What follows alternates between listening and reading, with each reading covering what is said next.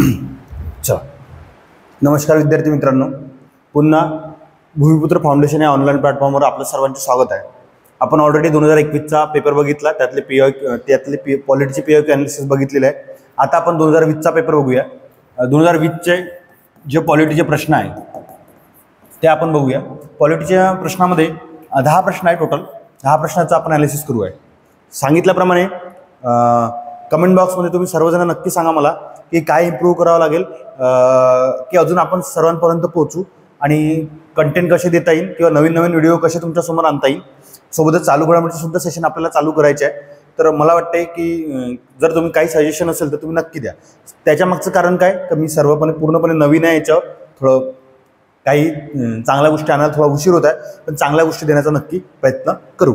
ठीक आहे, चला 2020चे पॉलिटीचे प्रश्न गट ब चे आपण आज डिस्कस करूया. चला समोर जाऊ. नक्की मित्रांनो, सर्वांनी लाईक करा, शेअर करा, कमेंट बॉक्समध्ये सजेशन द्या, नक्की सांगा मित्रांनो. 1 जून 2025ला आपली सर्वांची गट क ही एक्झाम आहे. तोपर्यंत सर्व विषयाचे पीओक्यू अनालिसिस आणि चालू घडामोडीचे लेक्चर देण्याचा मी पूर्णपणे प्रयत्न करेल.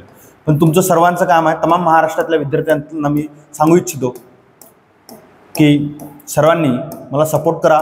म्हणजे रिक्वेस्ट आहे, ठीक आहे, की तुम्ही सपोर्ट केला, तुम्ही सजेशन दिलं, तुम्ही कमेंट बॉक्समध्ये बऱ्याचशा कमेंट केल्या, तर मी चांगल्या गोष्टी आणण्याचा प्रयत्न करेल.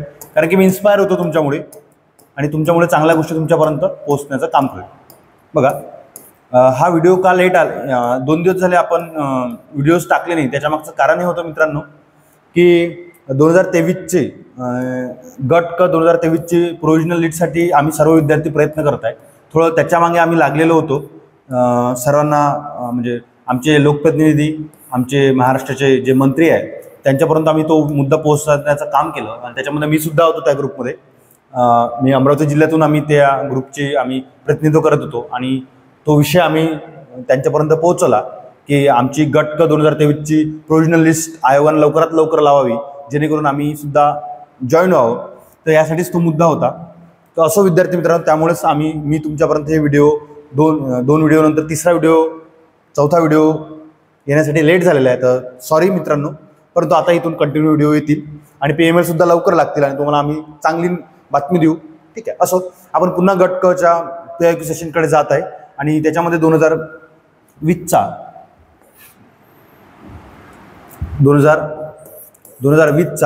गट ब चा पेपर आहे आणि त्यातले आपण पॉलिटीचे प्रश्न आज डिस्कस करणार आहे पुन्हा. चलो, तर जास्त वेळ न घेता जाऊया. असो, कारण ते खालील विधानापैकी कोणते विधान योग्य आहे पुन्हा. आणि आता बघा, घटना निर्मितीवर प्रश्न आहे, म्हणजे स्टडी बेसवर हा प्रश्न सुटला पाहिजे. त्यामुळे इथं लिहून ठेवा लागेल, हा प्रश्न कशावर सुटला पाहिजे, स्टडी बेसवरच सुटला पाहिजे. कारण की इथं तुमचं नॉलेज असणं खूप महत्त्वाचं आहे.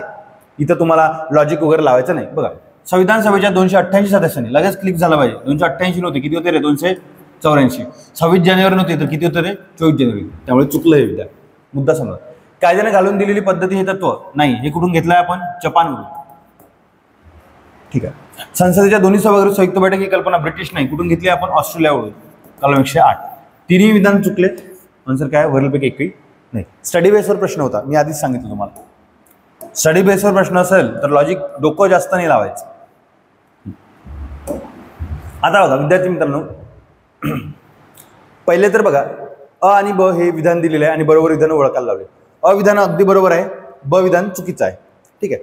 बघा, पहिली तर गोष्ट बघा, जर आयोग, आता हे लॉजिक नाही म्हणू शकत आपण, पण खरं तर हे होते, ही गोष्ट खरी आहे. आयोग जर एखादं विधान जास्त एक्सप्लेन करत असेल तर ते शक्यतो राईट घ्यावं. आता हे विधान आपल्याला यायलाच पाहिजे खरं तर, कारण की हा सुद्धा स्टडी बेसचाच आहे. पण तरी मी तुम्हाला सांगतो, आयोग जर एखादं विधान जास्त एक्सप्लेन करत असेल तर शक्यतो ते आपलं आन्सर असते किंवा ते विधान आपलं काय असते, राईट असते. बघूया. सरनामा हा राज्यघटनेला जे प्रस्थापित आणि प्रचलित करायचे आहे ते उद्दिष्ट कथन करतो. अगदी बरोबर आहे. त्यामधील भाषा जेथे ते संदिग्ध असले आणि तेथे ते घटनेचा वैधानिक करतात, अर्थ काढण्यासाठीच ते दिलेलं आहे. त्यामुळे हे विधान बरोबर आहे. ठीक आहे. त्यामुळे आणि जे जास्त एक्सप्लेन केलेलं आहे, जास्त एक्सप्लेन केल्यामुळे विधान योग्य असण्याचे चान्सेस काय असतात, जास्त असतात. चला, आणि हाच पॉईंट तुम्हाला घ्यायचा आहे. संविधान सभेने ज्याप्रमाणे राज्यघटनेच्या इतर भागास कायदेशीर मान्यता दिली आहे तशीच ती सरनाम्यात दिलेली नाही. चूक दिलेली आहे, त्यामुळे अ बरोबर, ब चूक. चलो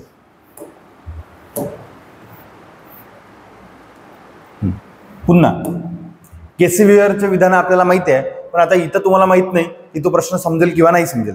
ठीक आहे, संघराज्याबाबतीत त्या गोष्टी दिलेल्या आहेत. तरी सुद्धा या चारपैकी कोणतं आन्सर असं आहे ते खूप जास्त एक्सप्लेन करते. बरं, याला म्हणतात लॉजिक डेव्हलप करणे. एखाद्या प्रश्नाचं जर उत्तर येत नसेल तर थोडं लॉजिक डेव्हलप झालं पाहिजे. सगळ्या जागी लागू होत नाही, परंतु मी तुम्हाला सांगतो 70% ह्या गोष्टी लागू होतात, 30% नाही लागू होत. नशीब जर आपलं थोडंसं खराब असेल तर सो जास्त एक्सप्लेन केलेलं आहे ना, आणि ते उत्तर त्याचं आहे. पुढचं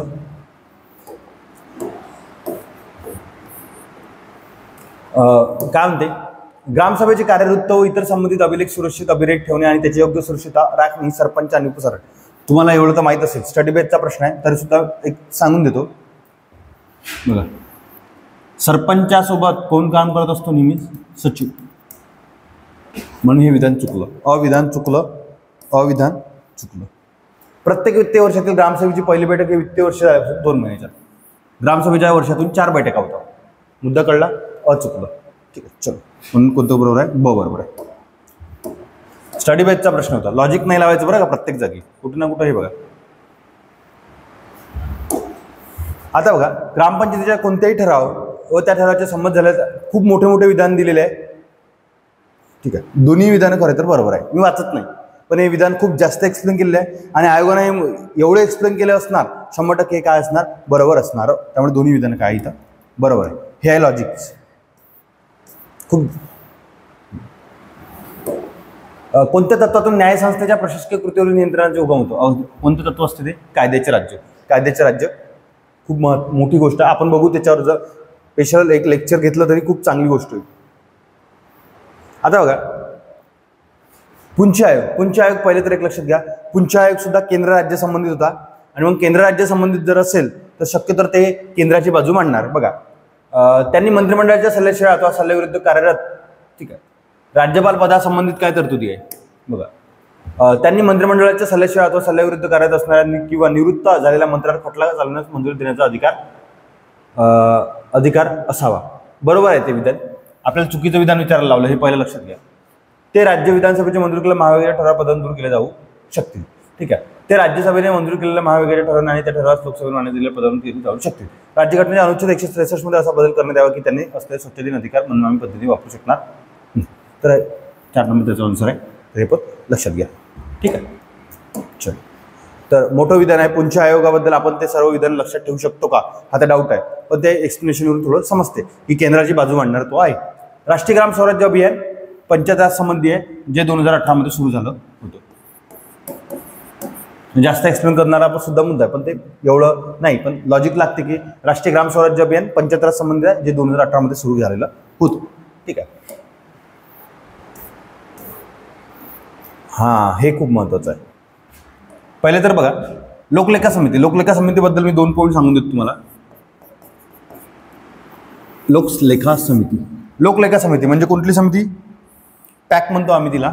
बघा, पॅक आपला पॅक नाही रे बा, 90 वाला पॅक नाही बरं का. पॅक कमिटी म्हणजे पब्लिक अकाउंट कमिटी, 90 वाला पॅक नाही.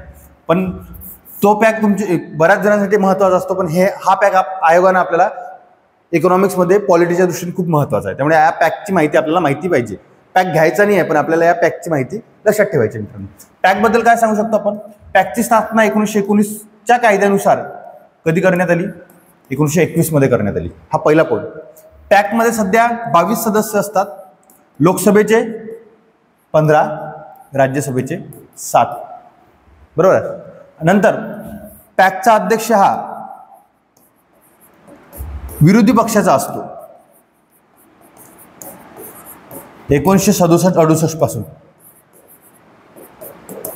पण हा संकेत आहे, फक्त संकेत, म्हणजे असं करायचं, बाकी कुठं दिलेलं नाही. कळलं इथपर्यंत. मग बघा, लोकलेखा समितीमध्ये 7 सदस्य, राज्यसभेचे सदस्य असतात. बरोबर आहे. म्हणजे बरोबर असेल म्हणजे हे गेलं आणि हे गेलं. यालाच तर म्हणतात एलिमिनेशन पद्धत. हेच तर PIQ अनालिसिस. लोकसभेच्या दैनंदिन कामकाजाच्या पाहणाऱ्या नियमात असे नमूद करण्यात आले आहे की विरोधी पक्षाचा सदस्य लोकलेखा समिती दैनंदिन कामकाजामध्ये नाही. हा फक्त काय आहे, संकेत आहे. त्यामुळे काय ब चुकलं, बरोबर आहे. मुद्दा कळला. आणि यालाच लोकटॅक समिती खूप महत्त्वाची आहे. त्या 3 समित्या आहे, त्याच्याबद्दल सुद्धा एक दिवस आपण पूर्ण एक व्हिडिओ छान बनवू त्याच्यावर आपण. आणि शेवटला प्रश्न 2020च्या ह्याच्यातला, भारताचे प्रथम लोकपाल म्हणून यांची नियुक्ती झाली, तर ते कोण होते? न्यायमूर्ती पिनाकीचंद्र घोष. आता सेकंड कोण आहे रे? न्यायाधीश अजय खानविलकर. आता सध्याचे लोकपाल कोण आहे? न्यायाधीश अजय खानविलकर, म्हणजे ते कोण असतात? सेकंड. तर मित्रांनो 10 प्रश्न बघितले. 10 प्रश्नामध्ये 2 ते 3 प्रश्न हे पंचायत राजेवर होते, थोडे कठीण होते, लेंदी होते. परंतु जेव्हा प्रश्न लेंदी असतात किंवा जास्त एक्सप्लेन केलेले असतात, शक्यतो त्याच्या आन्सर बरोबर असण्याचे चान्सेस जास्त असतात. हा आजचा खरं अनालिसिसचा मुद्दा कळलेला आहे. आणि एक याच्यावरून हा मुद्दा करतो, तुमच्या जर कलम 1 ते कलम 51 हे जर तुमच्या पाठ असेल तर तुम्ही 5 ते 6 प्रश्न पॉलिटीचे आरामात सॉल्व्ह करू शकता. ठीक आहे. तर आतापर्यंत आपण जवळजवळ 2024, 2023, 2022, 2021 आणि 2020चे प्रश्न आपण काय केलेले आहे? पेपर पॉलिटीचे सॉल्व्ह केलेले आहे. हे आहे गट ब चे. उद्यापासून गट क चे पेपर सुद्धा आपण डिस्कस करू पॉलिटीचे 2 ते 3 लेक्चरमध्ये. आणि मग चालू घडामोडीचे लेक्चर आणि सोबतच इतर PIQ अनालिसिस करणारच आहोत. फक्त सर्वांना एक विनंती आहे, पुन्हा सांगतो, या प्लॅटफॉर्मवर नवीन असल्यामुळे तुम्ही मला कमेंट बॉक्समध्ये कमेंट करा, काहीतरी नवीन सजेशन द्या, काहीतरी इम्प्रूव्ह करण्यासाठी सांगा की हे असं केलं तर काही नवीन तुम्हाला काही पाहिजे असेल तर नक्की सांगा, आपण नक्की देऊ. धन्यवाद मित्रांनो. जय हिंद, जय महाराष्ट्र.